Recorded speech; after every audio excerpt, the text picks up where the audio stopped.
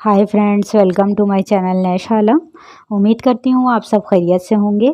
आज मैं आपके साथ शेयर करूँगी बॉयल मिल्की कॉर्न की रेसिपी। बहुत आसानी से और मज़े का ये भुट्टा बॉयल होता है। बहुत छोटी सी वीडियो है, आप पूरी देखिएगा।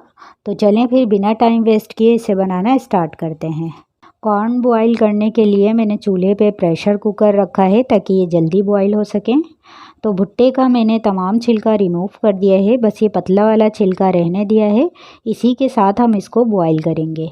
ऊपर से भी इसको काट के साफ़ कर लिया है। तमाम भुट्टे मैंने प्रेशर कुकर में रख दिए हैं।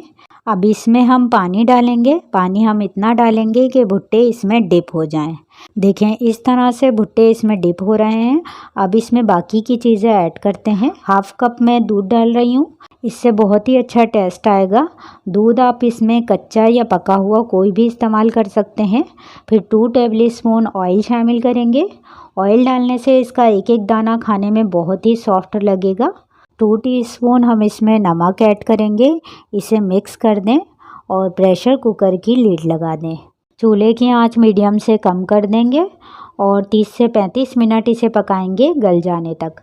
देखें, मैंने इसे 40 मिनट बाद खोला है क्योंकि भुट्टा पकते हुए टाइम लेता है। मुझे लगता है ये अच्छे बॉयल हो गए हैं। इसे निकाल लेते हैं। अभी ये बहुत गर्म है, एहतियात से निकाल लेंगे।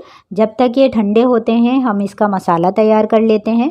एक छोटे बाउल में मैं लूँगी 1 teaspoon chaat masala, half tea spoon लाल मिर्च पाउडर और आमचूर पाउडर हम लेंगे हाफ टी स्पून, 1/4 टीस्पून नमक और 1/4 टीस्पून काला नमक।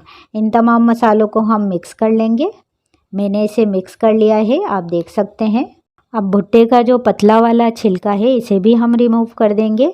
छिलका उतार के भुट्टे को हम अच्छी तरह से साफ़ कर देंगे।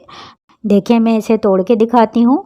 भुट्टे बहुत ही अच्छी तरह बॉइल्ड हो गए हैं। ये तमाम भुट्टे मैंने साफ़ कर लिए हैं। अब इसमें हम लीमू से मसाला लगाएंगे जो हमने तैयार करके रखा था। बहुत ही टेस्टी इसका मसाला लगता है, लेकिन आप इसे सिर्फ चाट मसाला भी लगा सकते हैं या फिर खाली नमक भी लगा सकते हैं। हर तरह से मज़े के लगते हैं। तो आप भी इस रेसिपी को ट्राई करें और मुझे कमेंट्स करके ज़रूर बताएँ। हम फिर मिलेंगे एक और नई रेसिपी के साथ। अपना ख्याल रखिएगा। अल्लाह हाफिज़।